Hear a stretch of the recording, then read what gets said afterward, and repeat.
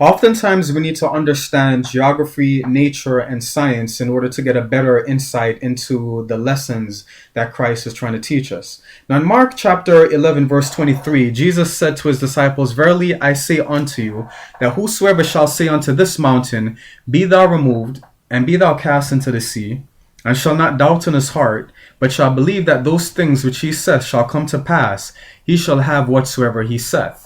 This is a verse that's often used in churches to promote the idea that the things which seem very much impossible to us are very feasible, very much possible in the eyes of God. But let's take it a step further. What is the biggest obstacle that every Christian has to overcome? It's, of course, sin.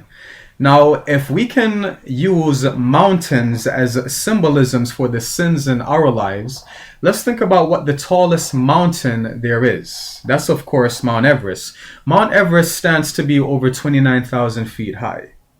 So, if God tells us that by faith we can say unto this mountain, Be thou removed, and be thou cast into the sea, let's think about the deepest seas there are.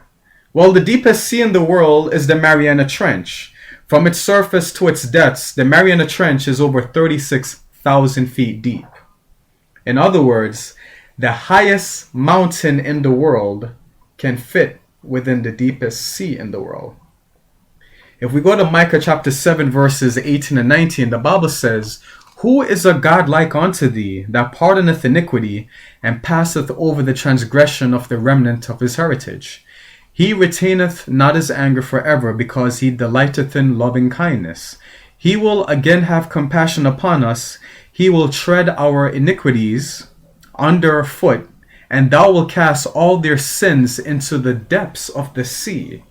So, in other words, God can take this high Mount Everest of sin that's in our lives and cast it into the Mariana Trench depth of his love. It's no wonder that Romans 5:20 tells us that where sin abounded, grace did much more abound.